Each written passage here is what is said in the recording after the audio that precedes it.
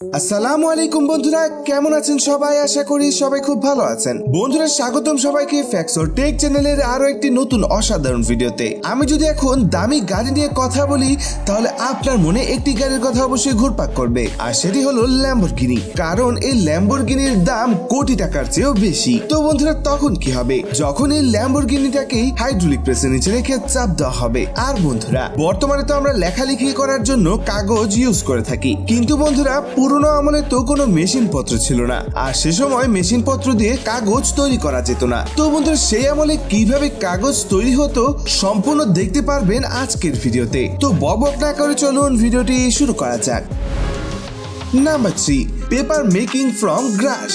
বন্ধুরা, কাগজ সাধারণত সেলুলোজ দিয়ে তৈরি করা হয়। বর্তমানে তো অনেক মেশিন পত্র রয়েছে যার মাধ্যমে সাদা ধবধবে কাগজ তৈরি করা হয়, কিন্তু পুরোনো আমলে তো মেশিন ছিল না। তো তখন কিভাবে কাগজ তৈরি হতো সম্পূর্ণ প্রসেসটি চলুন এক নজরে দেখে আসি। তো তার জন্য প্রথমেই জমি থেকে ঘাস তুলে আনা হয়, এরপর সেই ঘাসের গোড়াগুলোকে কেটে ফেলে দেওয়া হয়। আর বন্ধুরা, এরপর একটি পাত্র নেওয়া হয় যেটার মধ্যে পানি এবং কস্টিক সোডা দিয়ে দেওয়া হয়, আর এরপর সেই পানি এবং কস্টিক সোডাকে ভালোভাবে মিক্স করে নেওয়া হয়। তো পানি ভালোভাবে মিশে যাওয়ার পরে ঘাসগুলোকে এই পাত্রের মধ্যে দিয়ে দেওয়া হয়, আর 2 থেকে 3 ঘন্টা ঘাসগুলোকে এই পানির মধ্যে ভিজিয়ে রাখা হয়। তো বন্ধুরা, 2 থেকে 3 ঘন্টা পর যখন এসে দেখা হয় তখন তো আপনারা দেখতে পাচ্ছেন এই ঘাসগুলো অনেক নরম হয়ে গিয়েছে এবং দেখে মনে হচ্ছিল যেন এই ঘাসগুলো গলে যাচ্ছে। তো এরপর সেই ঘাসগুলোকে একটি মিক্সার গ্রাইন্ডারের মাধ্যমে ভালোভাবে পেস্ট করে নেওয়া হয়। আর বন্ধুরা, এরপর নেওয়া হয় একটি সুতি কাপড়, আর এরপর সেই সুতি কাপড়ের মধ্যে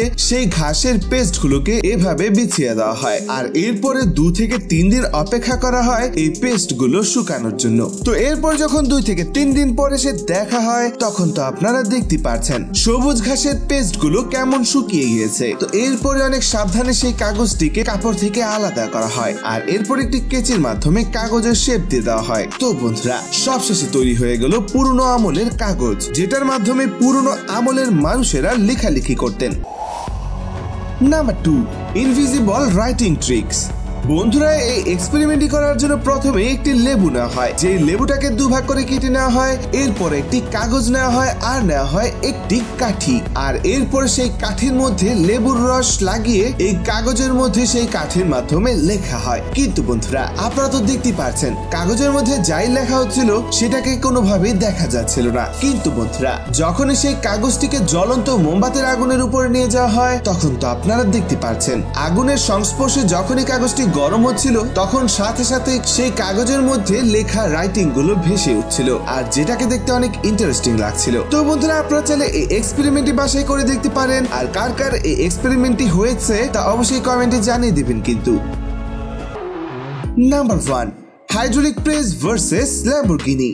বন্ধুরা, আমি আগেই বলেছি ল্যাম্বরগিনি হচ্ছে অত্যন্ত দামি একটি গাড়ি। তো এখন একটি এক্সপেরিমেন্ট করার জন্য কোটি টাকা খরচ করবেই তাকে। তো বন্ধুরা, চিন্তা কেন, মিস্টার বিস্ট আছে না? তো এই এক্সপেরিমেন্টটি নেওয়া হয়েছে MrBeast ইউটিউব চ্যানেল থেকে। আর আপনারা সবাই জানেন MrBeast হচ্ছে ইউটিউব জগতের সবচেয়ে ধনী ইউটিউব চ্যানেলের মালিক। তো এই এক্সপেরিমেন্টটি করার জন্য বিশাল বড় হাইড্রোলিক প্রেসের নিচে একটি আস্ত ল্যাম্বরগিনি দিয়ে দেওয়া হয়, যেটা একেবারে ঠিকঠাক ছিল।